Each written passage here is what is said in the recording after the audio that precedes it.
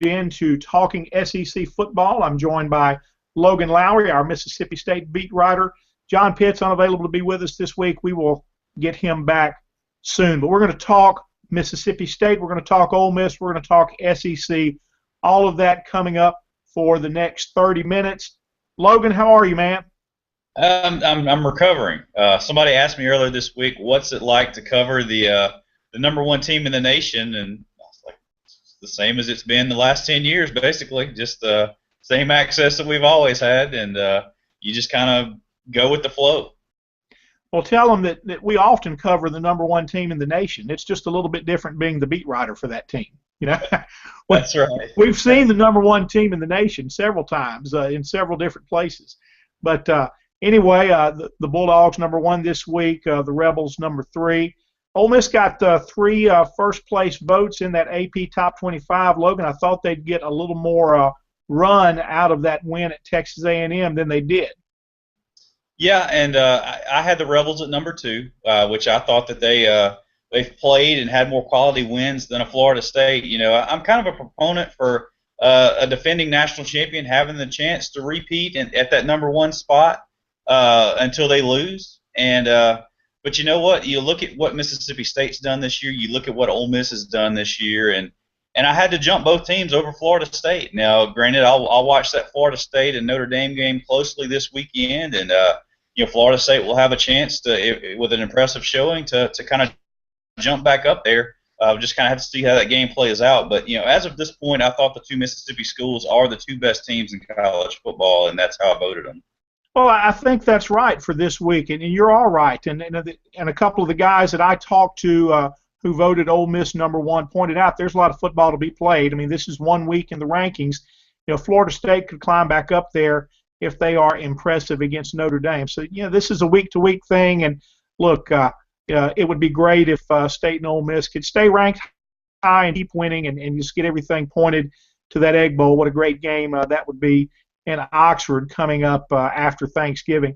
Looking back, Logan, let's talk Mississippi State first. We'll come back to the Ole Miss game. You know, the Bulldogs against Auburn. You know, I look up before I could check the score. By the time I checked the score, it was 21-0. How did they get there? Well, Auburn turned the ball over on their first 2 plays from scrimmage, and Mississippi State capitalized on both of those opportunities. State actually got the ball first to start the game, and I think went 3 and out. And Auburn comes back out, throws the pass is tipped at the line of scrimmage. Jay Hughes picks it off, and then Mississippi State, you know, quickly scores a touchdown right after that. They kick off again. Auburn completes the pass, forced fumble. State scoops it up and scores again. And you know, Mississippi State was kind of off to the races at that point. Like you said, 21-0 at the end of the first quarter, but you know, Mississippi State had a bad second quarter. Dan Mullen tries to fake punt. It's intercepted. I think that play was just really uncalled for. And then right after that, you have 3 straight possessions with a turnover. So 4 straight possessions in a row with a turnover for Mississippi State. It results in 13 Auburn points and kind of lets the Tigers back into that ball game. And you know, Mississippi State was able to get one in the end zone right before the half and kind of gain a little bit of that momentum back and sort of cruise from there. Mississippi State did not score in the third quarter, but scored a couple times, kicked a field goal, and put one in the end zone early in the fourth to kind of put that game away. But an incredible atmosphere in Starkville last week. You know, I've never been to a louder, more involved game in my 10 years of covering college football. It was a unique and incredible atmosphere to see. And what surprised me the most, Parrish, is if you saw that game, about midway through that second quarter, just buckets and sheets of rain started falling from the sky, and hardly anybody left their seats. That was what was really surprising. Usually when you start seeing even sprinkles, you'll see a scurry towards the exits of people, you know, seeking shelter. But not in this one. You know, they embraced the rain and just kind of, I guess the fans sort of played through it. So that was a neat thing to see in this game. All right, we looked at State at the beginning of the year, Logan, and kind of the theme around them was, well, they haven't played anybody. You know, starting off with Southern and UAB and South Alabama. You know, how are they different from the beginning of the season? What has been consistent about them that has allowed them to play at this level? Well, I think offensively they've been so balanced, and that's where they've been able to get teams because you can't really overcommit to one area of their game because they're so dangerous. You know, they can beat you through the air, they can beat you on the ground in a couple of different ways with Josh Robinson and Dak Prescott. And then in their defensive front seven, I think is as good as anybody's in college football.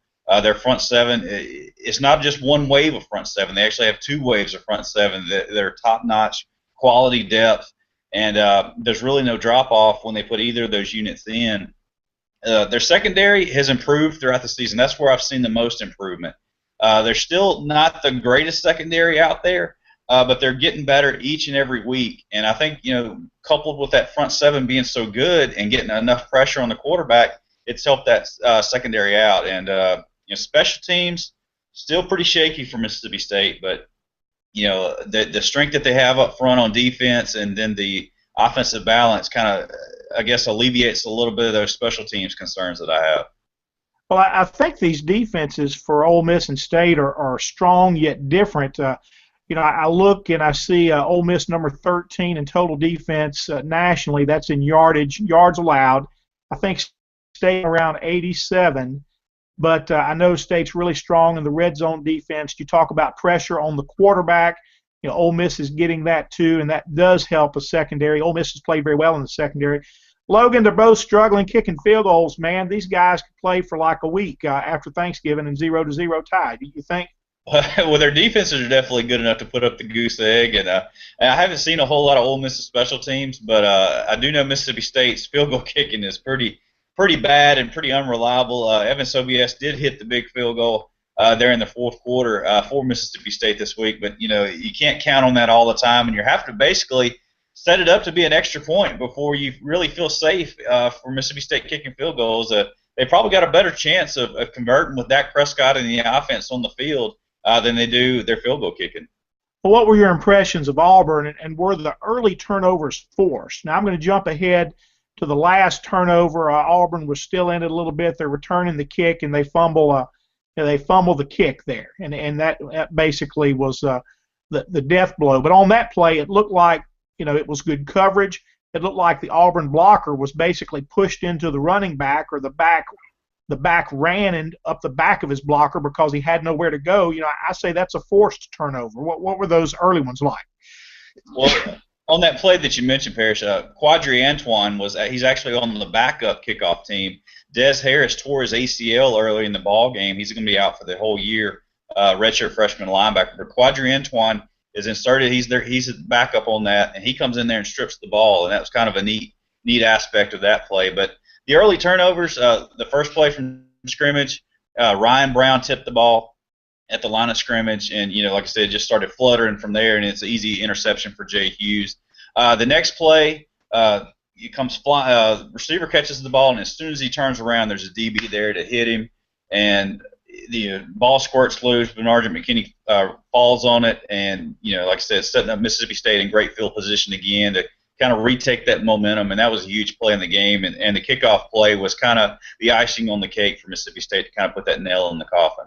Well, it sounds like those turnovers were forced. I didn't think the drops by the Texas A&M receivers the week before were necessarily forced. I didn't think I would see those same drops when the Aggies played at home at night against Ole Miss, and I didn't. But they just couldn't get anything going, couldn't sustain anything against Ole Miss with their offense. And people look at A&M, Logan, and they think that it's a pass-first team, and that's true, but they don't abandon the run completely, and they tried to run. They wanted to run against Ole Miss and were unable to. 54 yards on 35 attempts.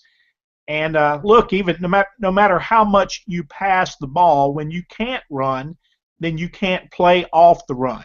And people can pin their ears back and rush, so to speak. And Ole Miss played well in the secondary at College Station.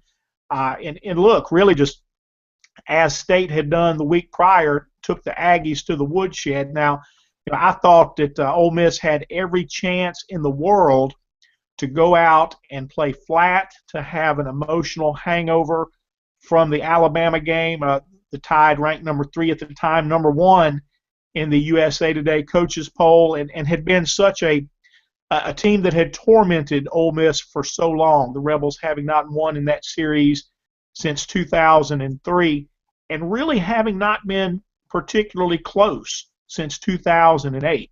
That had been a lot of grief at the hands of Alabama for Ole Miss. So every reason for the Rebels to go out and just kind of be flat and listless against a team, a talented team that was really trying to rebound from its own humbling loss, coming back home to do that, expanded stadium, 110,000, a lot of fans just really jacked up at night. And here's another thing about that, Logan.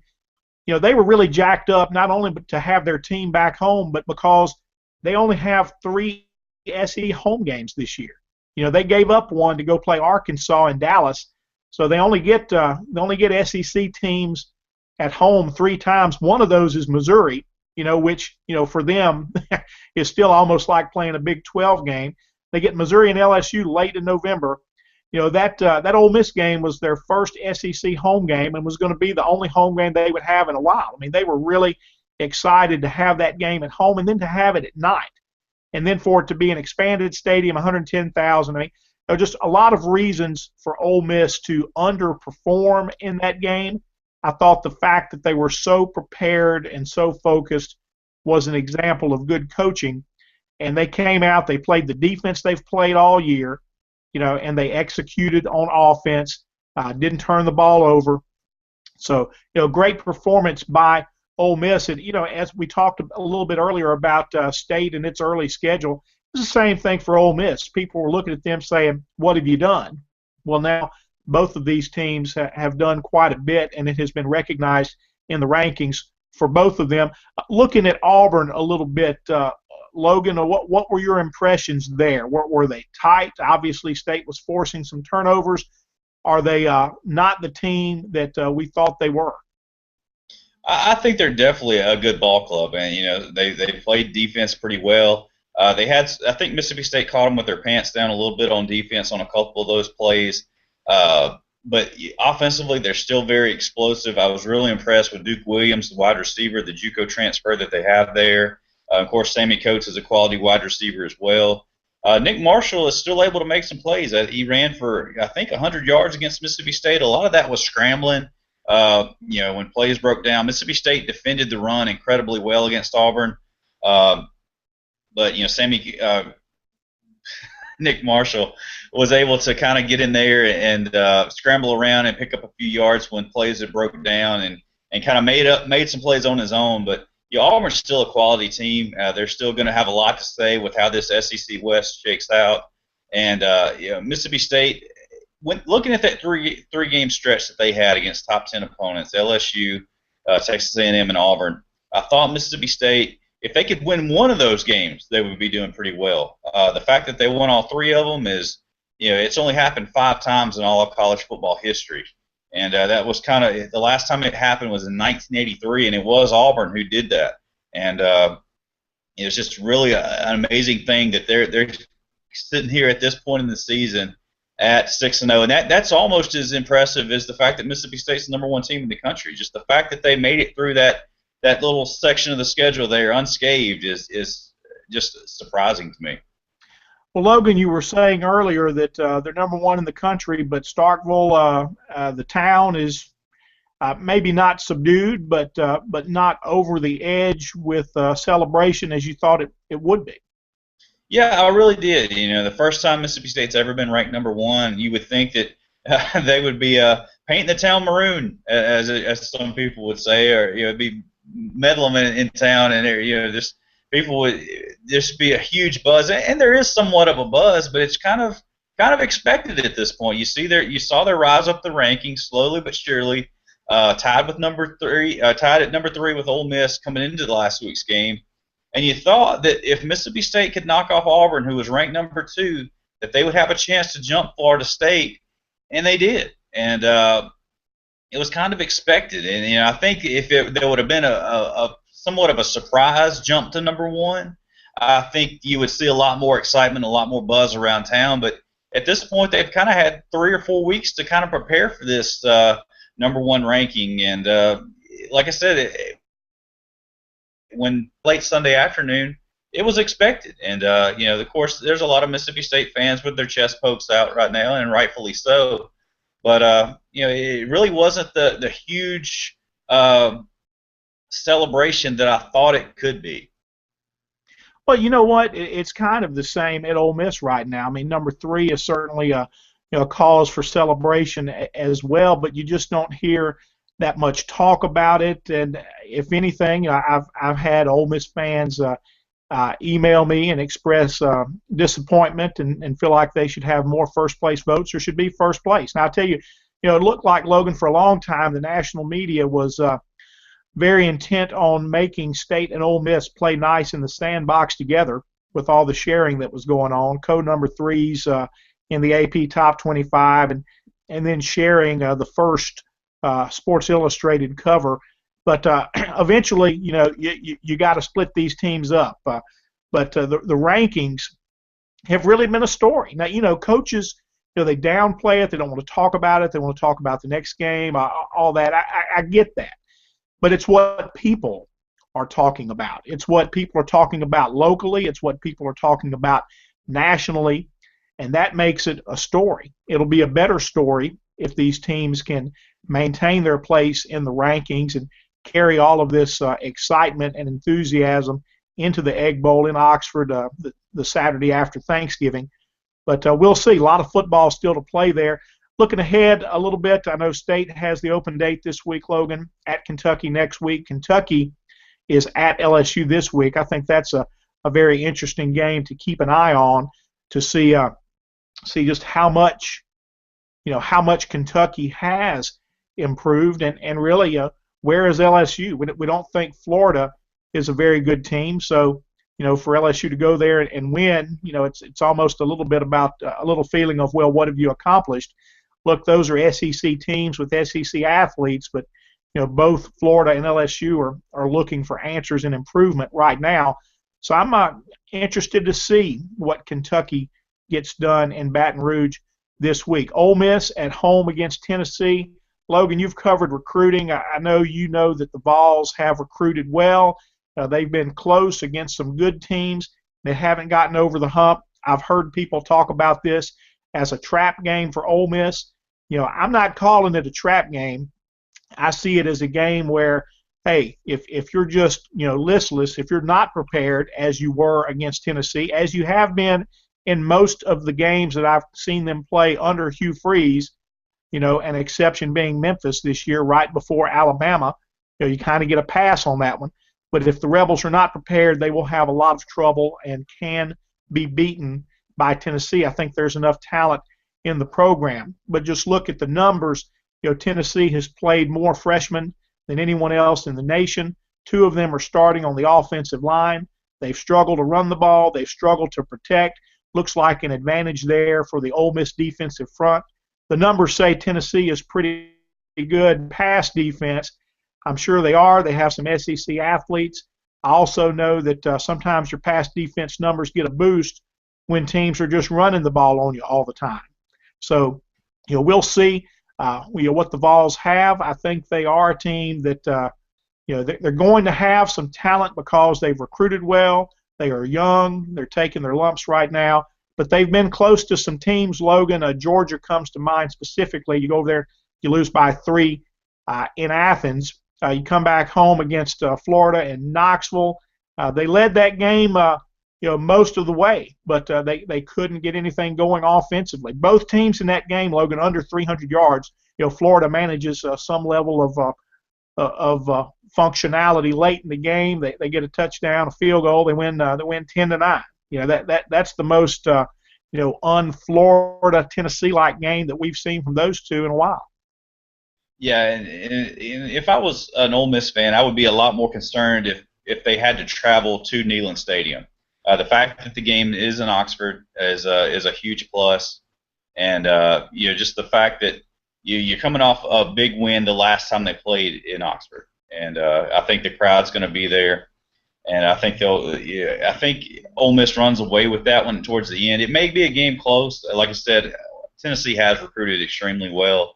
They're playing a lot of those young players right now, and they're learning the ropes. And I think that Tennessee is going to be a team to watch out for in a couple of years, and I think that they can come back. I think that they are a team on the rise, but right now they're so young in a couple of key positions, like you said on the offensive line, that it's going to be tough for them to kind of make their way this year. But in a couple of years, Tennessee will definitely be a team that we're talking about in the East.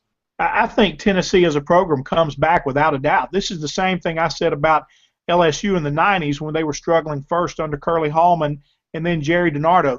They're going to come back, and the short answer to that is money. Money to a lot of things, but there's too much money in the program. Too many people around that program care and want to see that program succeed.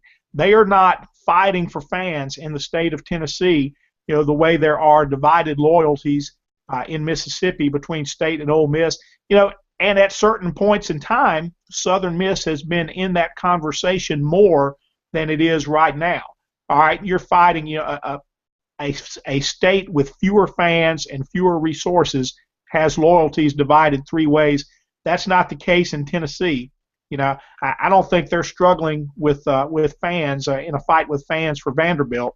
All right. Same way in Arkansas, same way in Louisiana, okay? LSU was going to come back because there were too many people that cared, and it came back in a big way. Tennessee is going to come back. Maybe Butch Jones is the guy that helps them get there. Too many people that care, too much money around the program, so they're going to come back. The other reason I don't see this as a trap game for Ole Miss on Saturday night is a trap game is usually one, Logan, where you have a team like Alabama the following week. And they go to LSU the following week. And that's not to make light of that game. And certainly there's a lot of magic around the Ole Miss-LSU rivalry. But, look, on paper, Ole Miss should be favored in that game. Yeah, and I think Mississippi State may be facing their big trap game when they go to Kentucky. Just the fact that, there's a possibility Mississippi State will hang on to this number one ranking through this weekend. If not, they'll be number 2 in the country. It'll be kind of interesting to see how they handle the success of being number 1, going on the road in the SEC. Granted, Kentucky's not the most hostile road environment that you can play in, but Stoops has that program believing right now. They're an up-and-coming program as well. They've played some good football. They've knocked off South Carolina at Kentucky already this year. So I think Mississippi State, coming off this bye week, will have to refocus itself. They actually practiced this morning, and will take the rest of the weekend off. Dan Mullen sent the players home. They won't have another practice until Monday, so they're going to get a little bit of a break from football, rest up, heal up a little bit, and get to go see their families. But Mississippi State's going to have to be focused when they return on Monday to get ready for the Wildcats.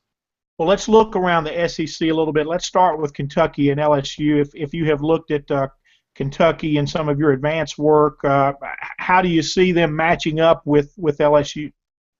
Well, I still think LSU can be a good team against the run, and that's something that Kentucky does pretty well. They love to run that Wildcat, and they've run it with a lot of success this year. Mississippi State was able to gash that LSU defense, and I'll be interested to see how LSU has kind of secured some of those deficiencies that they've had defensively. I know Mississippi State gashed them, Auburn gashed them, and I didn't get to see a whole lot of that Florida LSU game just because of it conflicted with my work schedule that day. But I'll get to watch a good bit of football this weekend, and that's something I'm looking forward to, is just being able to sit back like a normal college football fan, watch a little football, and I can kind of do my voting a little bit better this week, having been able to see a lot more games than I normally am accustomed to. But I am looking forward to that Florida LSU match. I mean, the Kentucky LSU matchup, just because normally I'll be looking to see what Kentucky has. I hadn't seen them since they played South Carolina, and just want to see what improvements LSU's made as well. If there's a hiccup with Kentucky's schedule right now, it's the fact that they didn't blow out Vanderbilt. I mean, they had chances to beat Florida. And again, we're talking, it's a different kind of Florida right now, but that's for Kentucky. Florida is like State's LSU, Ole Miss's Alabama. I mean, that's been the tormentor for Kentucky, and for them to go into Gainesville and play the way they did and have a chance to win just, is evidence of the growth in that program. They didn't play that well at home against Vanderbilt. They did against South Carolina. Exactly what that means kind of remains to be seen. I mean, it looks like this is a year where South Carolina is going to be that marquee win for a lot of people, starting with Texas A&M back on opening night there in Columbia, South Carolina. I'm really interested to see what the Wildcats get done at LSU. I think, as you pointed out, Logan, a lot of youth on that LSU team, a lot of things they've needed to correct. They've had the chance to correct those things since they played state. They've got young guys getting older. I think it will be a better LSU team that Ole Miss faces next Saturday, and we'll just see. Kentucky, I don't know. I'm not sure they can go to Baton Rouge. I know they can go to Baton Rouge and win. I'm not sure that they will. Alabama, Texas A&M. Logan, we've both seen Texas A&M. I've seen Alabama. I'm sure you have seen some clips on TV. What do you think happens there? Well, I know that Nick Saban wasn't very happy after that Arkansas game, and they won that game. And I think a lot of his he was just unhappy with how people were criticized and they didn't win by enough against Arkansas. Well, I'm telling you that going on the road and being able to win is big, no matter how much you win by. And that Arkansas team's a much improved team. So Alabama has obviously not the Alabama teams of old. I think they've regressed just a little bit because of some of the youth that they have. But don't get me wrong, that youth on Alabama's team has been number one recruits, 5-star guys. So Alabama is going to get better as this year progresses. There will be a much better team at the end of this season than they are right now and what they have been previously this year. So this Alabama team is going to get nothing but better. Texas A&M, coming off of 2 straight losses. Kevin Sumlin, I don't know when the last time he probably lost back-to-back games. That's something he really doesn't do. That man's had a whole lot of success throughout his career, so they'll be looking to come back in that ball game, and I think that'll be another great matchup. It may not be the matchups that we've seen between these two teams the last couple of years, but it's still going to be a quality SEC football game on Saturday. I tell you what, Nick Saban, he just likes to complain about a lot of things, I think. And there were a lot of complaints about how much Alabama won by against Arkansas. Let's change that topic a little bit and get away from how much you won by. You won. That's the bottom line. That's the goal. How did you play? You didn't play in sync on offense. You didn't get the ball to Amari Cooper and let him make explosive plays. You didn't set the tone in the run game. These are things the Alabama offense had done most of this season. Now, look, we go back to who have you played, okay? But they had played a Florida team that they had, while Florida is not Florida of old, they dominated that team with 42 points pulled away. Would have been worse had Alabama not had some turnovers earlier in the game. It looks like they just didn't play well against Arkansas, and that's the bigger concern because now I hear coming out of Alabama, well, that's 2 weeks in a row that the offense didn't do da-da-da-da-da. Well, I know what kind of defense Ole Miss has. It was not surprising at all to see Alabama struggle in Oxford. But maybe a little bit more of a surprise that they didn't get more done on offense at Arkansas. Not that they didn't blow out the Razorbacks and win by 3 touchdowns. I think Arkansas is a very improved team.